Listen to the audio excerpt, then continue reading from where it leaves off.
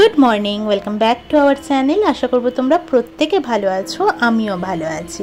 কালকের দিনটা আমি তোমাদেরকে কিন্তু বড্ড মিস করেছি। হয়তো তোমরা আমাকে করোনি, কিন্তু আমি ভীষণ মিস করেছি। হ্যাঁ, সামনাসামনি আমাদের কথা নাই হতে পারে, কিন্তু আমি জানি কিছু কিছু মানুষ আমার এই ভ্লগের জন্য ওয়েট করে থাকে। যাই হোক, বাইরেটা তো তোমাদেরকে দেখিয়েই আনলাম, বেশ অন্ধকার। আর আমি এদিকে করছি ঝিঙে আলু পোস্ত, আর ওইদিকে বসিয়েছি ভাত। আর ভাতের মধ্যে তো জানোই ডিম সেদ্ধ দেওয়াই থাকে ওর জন্য। আমি খুব একটা ডিম সেদ্ধ খেতে পছন্দ করি না, যেদিন আমার খুব ইচ্ছে করে সেদিন আমি আমার জন্য করি। তো এখানে ঝিঙে আলু পোস্তটা মোটামুটি হয়ে গেলে তারপর বসাবো চিংড়ি মাছটা। চিংড়ি মাছটাও মেখে ঝুঁকে বেশ রেডি করে রাখতে হবে, কারণ আমি অত টিফিন বক্সে করব না, কড়াইতেই করব, কিন্তু মেখে করব। দেখো এটার মধ্যে দিয়েছি হলুদ গুঁড়ো, লঙ্কার গুঁড়ো, তেল, কাঁচা লঙ্কা বাটা, সর্ষে বাটা, পোস্ত বাটা, আর পরিমাণ মতো নুন, হলুদ। কিছু বাদ গেছে কিনা বুঝতে পারছি না। আর ওই বাটি ধোয়া জলটা এটার মধ্যে দিয়েছি। তারপর ভালো করে মাখিয়ে নিচ্ছি হাতের সাহায্যে, মশলাগুলো আর কি মিশিয়ে নিচ্ছি, আর কিছুই নয়। তারপরে দিয়ে দেবো কড়াইতে। তো তাহলে না বেশিক্ষণ টাইম লাগবে না, এটা মাখিয়ে একটু রেখে দিই। ততক্ষণে ঝিঙে আলু পোস্তটা দেখো আমার হয়ে গেছে, তেল ছেড়ে দিয়েছে। আজকে আর আমি ওপর দিয়ে কাঁচা তেল দেবো না, কারণ বেশ পরিমাণে তেল হয়েছে, সেটা দেখেই বোঝা যাচ্ছে। তাই আর আলাদা করে আমি তেলটা দিচ্ছি না এটার মধ্যে। তো এই দেখো আমার হয়ে গেছে কড়াই ঠড়াই মাজা। এবার আমি বসিয়ে দিয়েছি চিংড়ি মাছটাকে।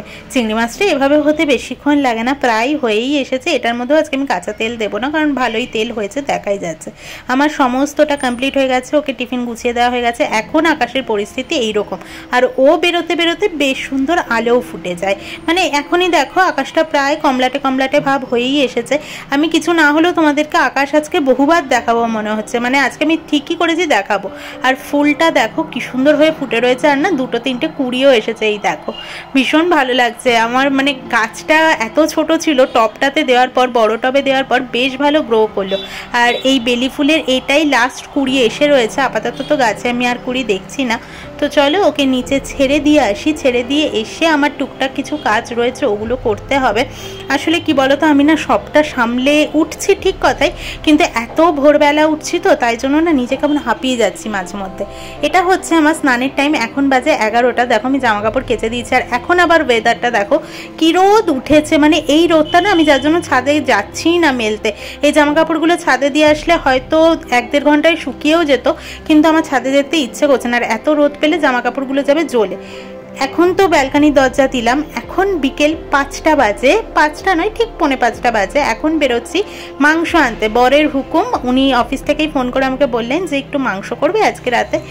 আমি ওকে বলছিলাম ভাই এত মাংস কে খায়, রবিবার খেলাম, সোমবার খেলাম, যাই হোক বরের হুকুম। আর ওনা চিকেনটা খেতে খুব ভালোবাসে, জানি না কেন।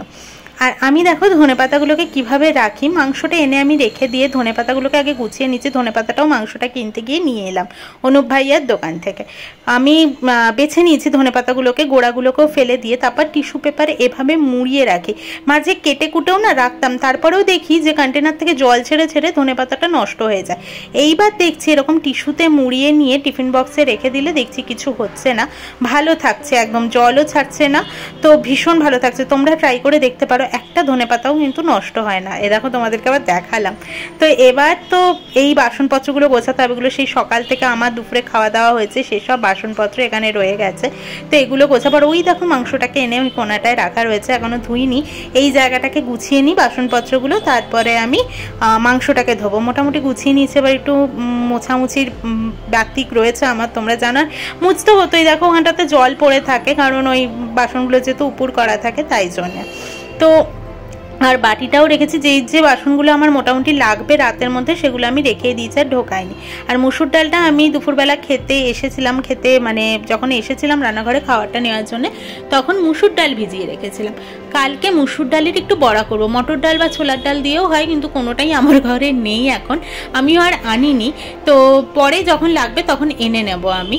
তো ওই জন্য মুসুর ডালটাকেই বেটে নিচ্ছি। মুসুর ডালের বড়া করে তরকারি করলেও ভালো লাগে। কালকে না আসলে কুমড়ো আলুর তরকারি করব। কিছুটা কুমড়ো রয়েছে, আমি ঠিক করেছি ফ্রিজের সমস্ত সবজি শেষ করব, তারপর বাজার যাব। আজকে কুমড়োটা খাওয়া হয়ে গেলে একটা বেগুনি পড়ে থাকবে, আলুও সেই রকম পরিমাণে নেই। আর দেখতে পাচ্ছ রাস্তা দিয়ে আমি জানি না ভয়েস কতটা যাচ্ছে আর নয়েজ কতটা যাচ্ছে, এতটাই রাস্তা দিয়ে গাড়ি ঘোড়া যায় কি আর বলবো।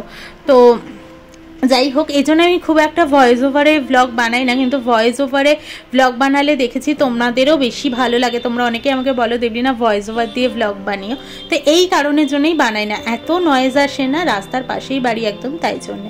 তো মুসুর ডালটাকে আমি বেটে নিয়েছি 2টো কাঁচা লঙ্কা দিয়ে।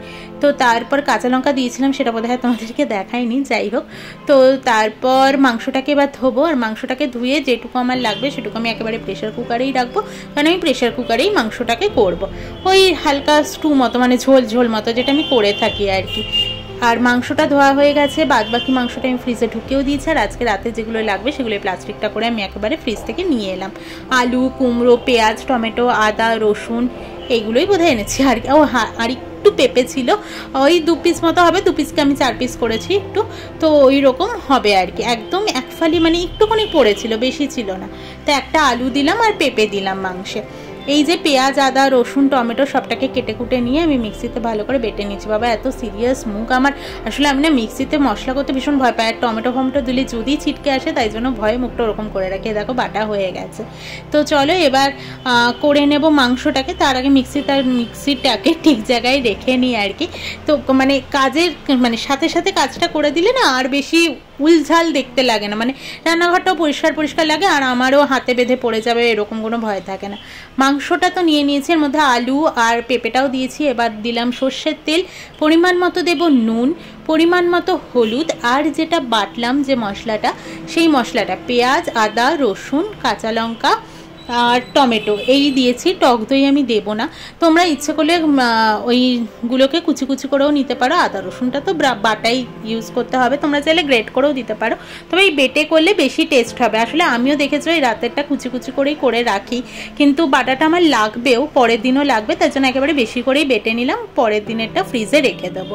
তো 1-2 দিন এরকম বেটে নিয়ে ফ্রিজে রেখে দিয়ে খাওয়াই যায়, ইউজ করাই যায়, রোজ রোজ বাটাটা সম্ভবও না। আর সত্যি কথা বলতে আমি না সবটা ম্যানেজ করছি ঠিক কথাই, মাঝে মধ্যে নিজেরে খুব ক্লান্ত লাগছে যখন, তখন আমি একদিন করে আমার ব্লগটাই হ্যাম্পার হচ্ছে, আমি বুঝতে পারছি শুধুমাত্র এই জিনিসটাই হ্যাম্পার হচ্ছে। আর কোনো জিনিসকে তো আমি বলতে পারবো না যে না আজকে হবে না, আমার নিজের কাজটাকেও আমি বলতে পারবো না, সংসারটাকেও বলতে পারবো না, রান্নাটাকেও বলতে পারবো না, পেটকে তো বলতেই পারবো না যে আজকের দিনটা ছুটি থাক। তো ওই জন্য শুধুমাত্র আমার ব্লগটাই হ্যাম্পার হচ্ছে। তো ঠিক আছে, চেষ্টা করছি সবটাকে গুছিয়ে আনার, আস্তে আস্তে অবশ্যই হ্যাবিট হয়ে যাবে আমারও। তো এই পেঁয়াজ, আদা, রসুন বাটাটাও দিয়ে দিয়েছি, এবার হাতের সাহায্যে ভালো করে আমি মাখিয়ে নেব, আর তারপর জল দিয়ে দেবো। আরে হ্যাঁ, গরম মশলা গুঁড়োও দিলাম একটু, তোমরা খেয়াল করেছো কিনা আমি জানি না, ছোট্ট একটা ঘিয়ের কৌটোতে আমি গরম মশলা বাটাটা রাখি, সেটাই দিলাম। আর ভালো করে হাত দিয়ে সব মশলাটা মিশিয়ে নেব।